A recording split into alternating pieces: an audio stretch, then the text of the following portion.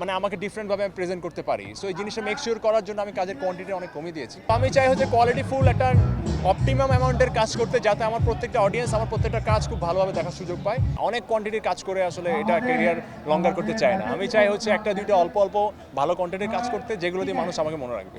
আমি খুব পরিষ্কার থাকার চেষ্টা করি, দ্যাটস ট্রু। সুস্থতা আল্লাহর নেয়ামত, সবাইকে সুস্থ থাকার জন্য যেভাবে সে ভালো থাকবে সেটা মেনটেন করা উচিত। আমি বেশ কিছুদিন ধরে খুব যে নিয়মিত কাজ করছি বিষয়টা তা না, অনেক কাজ করা হচ্ছে না, বাট অকেশন উপলক্ষে আমার কাজ করা হচ্ছে। ভ্যালেন্টাইন্স ডে গেল, সামনে ঈদ আসছে, ঈদ উপলক্ষে এর মধ্যে আমি 2-3টা কাজ করেছি, যেমন আজান, ফায়ার ফাইটার, তারপরে সামনে আরও বেশ কিছু কাজ আসছে। বেশ কিছু বলতে অনেকগুলো না, হয়তো সব মিলিয়ে 5-6টা কাজ ঈদে আমার আসবে। বাট আমি মেক শিওর করা ট্রাই করছি যে প্রত্যেকটা গল্প যাতে একটু মানে আমাকে ডিফারেন্টভাবে আমি প্রেজেন্ট করতে পারি। সো এই জিনিসটা মেক শিওর করার জন্য আমি কাজের কোয়ান্টিটি অনেক কমিয়ে দিয়েছি। না, আমার কাছে সবসময় কোয়ালিটিটা ইম্পর্টেন্স রেখেছে, কারণ হচ্ছে দিন শেষে কোয়ান্টিটি যদি অনেক বাড়ে, আমার দর্শকই তো আসলে কনফিউজ হয়ে যাবে কোনটা ছেড়ে কোনটা দেখবে। সো আমি চাই হচ্ছে কোয়ালিটিফুল একটা অপটিমাম অ্যামাউন্টের কাজ করতে, যাতে আমার প্রত্যেকটা অডিয়েন্স আমার প্রত্যেকটা কাজ খুব ভালোভাবে দেখার সুযোগ পায়, এবং কোয়ালিটির দিকে আমরা মনোযোগ দিলেই কিন্তু দিন শেষে আমাদের কন্টেন্টগুলো অনেক রিচ করবে। যেহেতু ওই এখন নাটকেও প্রডিউসাররা একটু লাইক অনেক দিন পরে আবার তারা স্টার্ট করেছেন যে একটু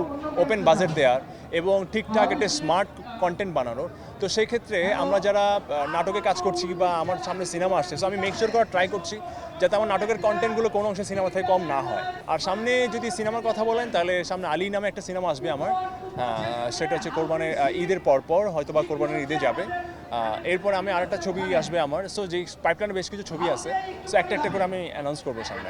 এটা বলতে পারেন, আমার কাছে মনে হয়েছে যে এখন আমি আমার ক্যারিয়ারের যে স্টেজে, এখন আসলে কোয়ান্টিটিফুল মানে অনেক কোয়ান্টিটির কাজ করে আসলে এটা ক্যারিয়ার লঙ্গার করতে চায় না। আমি চাই হচ্ছে একটা দুইটা অল্প অল্প ভালো কন্টেন্টের কাজ করতে, যেগুলো দিয়ে মানুষ আমাকে মনে রাখবে।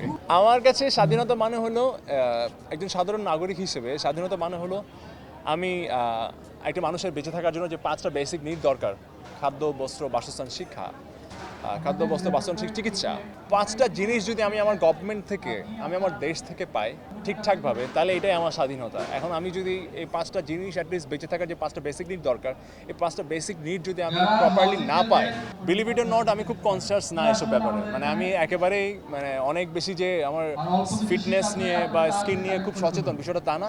বাট হ্যাঁ, আমি খুব পরিষ্কার থাকার চেষ্টা করি, দ্যাটস ট্রু। আমি খুবই পরিষ্কার থাকার চেষ্টা করি। আর হচ্ছে অনেক বেশি খাই না, আই এম নট ফুডি। হ্যাঁ, যেটা খেলে আমি ভালো থাকবো আমি ওটাই খাই। বাট দ্যাট মিনস এটা না যে আমি খুব choosy, I am not choosy. But আমার কাছে মনে হচ্ছে সুস্থতা আল্লাহর নেয়ামত, সবাইকে সুস্থ থাকার জন্য যেভাবে সে ভালো থাকবে সেটা মেনটেন করা উচিত। ডেফিনেটলি ক্রিকেটের প্রতি তো আমরা সবাই অনেক বেশি ইনভলভ। আমাদের দেশ ইন্টারন্যাশনালি রিপ্রেজেন্ট করে আমাদের বাংলাদেশ ক্রিকেট টিম। বাট একটা আফসোস যে লাস্ট কয়েক বছর আমার কাছে মনে হলো যে 2017-18 সালে আমরা যে লেভেলে ক্রিকেটটা খেলতাম, গত কয়েক বছরের মতো ওই লেভেলটা আমরা রিচ করতে পারিনি, আরও রিচ ডাউন হয়েছে।